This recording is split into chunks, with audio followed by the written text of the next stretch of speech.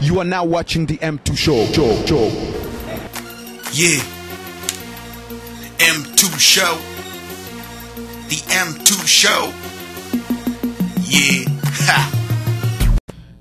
Monsieur Abraham Lokaranga, ma question est celle-ci. La CPI confirme que, le bureau du procureur de la CPI estime que les MLC menés par Jean-Pierre Bemba ont commis, dans le cadre d'une attaque systématique généralisée contre la population civile, des viols, des actes de torture, des atteintes à la dignité de la personne, des traitements dégradants et des pillages. Qu'en pensez-vous?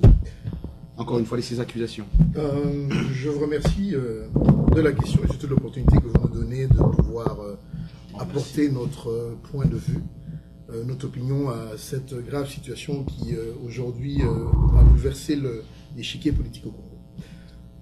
De prime abord, nous voulons dire, nous, quand je dis nous, l'Appareco, nous sommes partisans de la justice.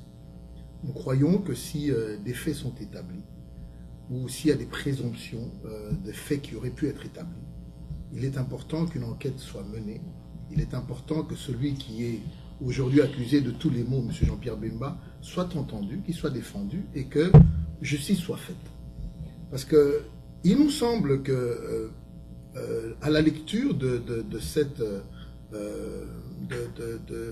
ce document qui a mené à son arrestation, c'est déjà une condamnation.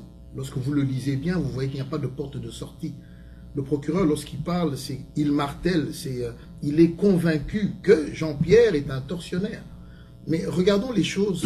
Mais vous savez aussi qu'il n'y a pas, comme on dit, il n'y a pas de fumée sans feu, donc ils sont pleins de preuves. Ce que je sais, monsieur Roger Moutou vit avec moi aux États-Unis. Je crois que ici aux États-Unis, depuis 2 jours, il y a un ancien collaborateur de monsieur Bush, monsieur Colquhoun, qui est passé, voilà, qui aujourd'hui a sorti un livre. J'aimerais que les Congolais puissent le lire. Le livre sort lundi, qui aujourd'hui dément tout ce qui s'est passé avec la guerre de l'Irak.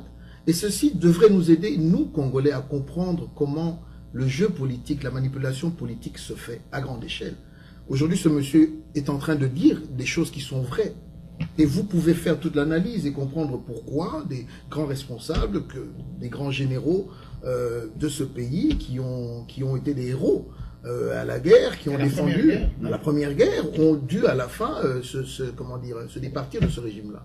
Je donne cet exemple parce qu'il est d'actualité et nous permettrait de comprendre lorsque l'on veut abattre quelque chose ou bien on veut justifier un fait, l'Occident qui détient les pouvoirs tant économiques que la presse est capable de tout mettre en place de manière à arriver à son résultat.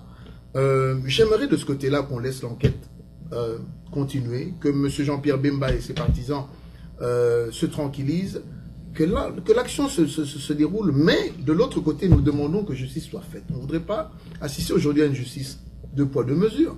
Monsieur le docteur Aloula l'a si bien dit, il y a eu 5 millions de morts au Congo.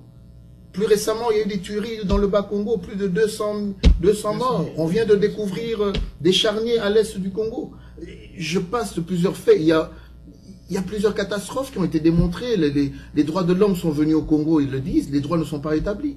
Que dire de plus? Lorsqu'un responsable belge, de surcroît le ministre des Affaires étrangères, vous dit qu'au Congo, il y a des problèmes de gestion, est-ce que c'est un cas aujourd'hui qui pourrait nous amener à interpeller les dirigeants congolais à l'heure actuelle?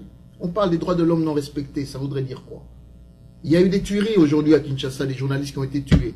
D'ailleurs, même, on a parlé de la fille de monsieur Kabila, le père qui a été assassiné. Ce sont des cas que nous connaissons. Où est cette justice internationale pour laquelle j'aimerais dire aux téléspectateurs, vous savez que l'Amérique n'est pas signataire des accords de la CPI. C'est qu'aujourd'hui, vous ne pouvez pas intenter un procès contre un seul ressortissant des États-Unis. Pourquoi eux se sont-ils mis au-dessus de la loi? Lorsqu'ils vont en Irak, vous croyez qu'il n'y a pas viol? Vous croyez qu'il n'y a pas tuerie? Si. Qui peut les arrêter? Et j'aimerais aussi rappeler une chose, c'est un cas de guerre, je ne justifie pas, je ne suis pas guerrier ni meurtrier, mais il y a ce qu'on appelle collatéraux. Il y avait un président en exercice, M. Patassé, reconnu et qui a signé des accords avec la France. Et là, j'aimerais que les Congolais puissent comprendre une chose. Les 3/4 des pays d'obédience française ont signé des accords avec la France qui devraient intervenir en cas d'attaque ou d'instabilité politique, ce qui justifie les bases d'ailleurs qui sont au Gabon et dans d'autres pays africains, au Tchad et ailleurs. Or, M. Patassé, qui était déjà vomi par M. Chirac, à l'époque, lorsqu'il a fait appel à la France a répondu par non. Et s'est tourné vers son frère congolais, qui était de l'autre côté de la frontière, pour lui demander rescousse. De la même manière, et ici j'ouvre une parenthèse pour dire, lorsque le Kabila Kanambe fait appel aux troupes angolaises qui viennent mater la population congolaise, j'espère qu'un jour nous allons également voir M. Dos Santos sous les verrous. Parce que les troupes qui ont massacré au Bas-Congo, ce sont des troupes angolaises. Mais je reviens à la situation du Congo pour dire, Jean-Pierre Bemba a remis ses troupes qui étaient sous la disposition de l'état-major centrafricain en vue de défendre l'intégrité et le pouvoir qui était reconnu par toutes les nations. Qu'on nous parle aujourd'hui de viol, des actes de torture, des atteintes à la dignité de la personne, c'est à démontrer. C'est à démontrer. Et j'aimerais vraiment que l'on puisse me dire de quelle manière ces personnes ont pu reconnaître un militaire de Jean-Pierre Bemba. D'un militaire de la SA. Mais ils ont bien dit qu'ils ont des gens qui vont sûrement passer, des témoins, qui vont témoigner, qu'ils ont vécu tous ces traitements dégradants. Mais disons, s'ils viennent devant la cour et qu'ils confirment que c'est vrai et ça s'est passé, vous êtes sûr que vous allez changer d'avis, dire qu'il est coupable de ce fait? Non, ce que je dirais, c'est ceci. Ouais. Je prends un exemple parce que nous vivons aux États-Unis. Il y a eu le scandale de Guantanamo, oui, où nous avons vu les troupes américaines mettre à nu les militaires irakiens. Je ne sais pas si un jour la Cour pénale internationale pourra mettre M. Bush sous les verrous. Parce que ça, c'était des atteintes à la population. Pourquoi? Parce que ce sont des Irakiens, ils n'ont pas droit de vie. Qui protégerait ces hommes-là? Aujourd'hui, nous demandons si la Cour pénale internationale, qui a pour idée majeure d'être la Cour, la supra-cour... Donc vous êtes en train de justifier que c'est OK? Non, je ne dis pas, je ne suis pas en train de justifier que c'est OK, je suis en train de dire... Non, ce que je suis en train de dire, c'est ceci. Nous sommes fatigués de la politique des 2 poids 2 mesures. Quand ça arrange l'Occident ou les plus forts, ils font ce qu'ils veulent. Jusqu'à quand allons-nous aller? Dites-moi, quel pays africain fabrique les Kalachnikov que nous voyons en Afrique, qui nous sont vendus à $50? Quel pays africain? Dites-le-moi. Quel pays africain fabrique les avions qui nous amènent toutes ces cargaisons-là? Donc, et plus récemment, on a arrêté un marchand d'armes. Était-il africain, ce monsieur? Les services secrets de tous ces pays que nous connaissons ne sont-ils pas au courant de tous les mouvements et faits d'armes qui se passent? Messieurs, nous ne sommes pas dupes, nous avons compris. Jean-Pierre est aujourd'hui un bouc émissaire qu'on veut vendre.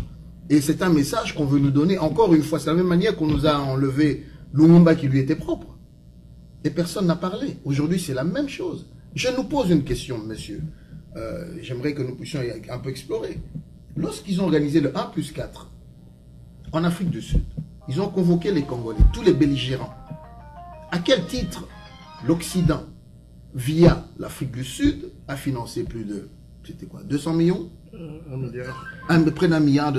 Ils se sont retrouvés en Afrique du Sud, les gens sont même partis des États-Unis, pour nous amener à une configuration qui a été 1+4 avec les anciens seigneurs de guerre. Ça voudrait dire quelque part qu'on leur donnait un blanc seing. De dire, écoutez monsieur, c'est vrai que vous avez été dans la rébellion. You are now watching the M2 Show. Yeah.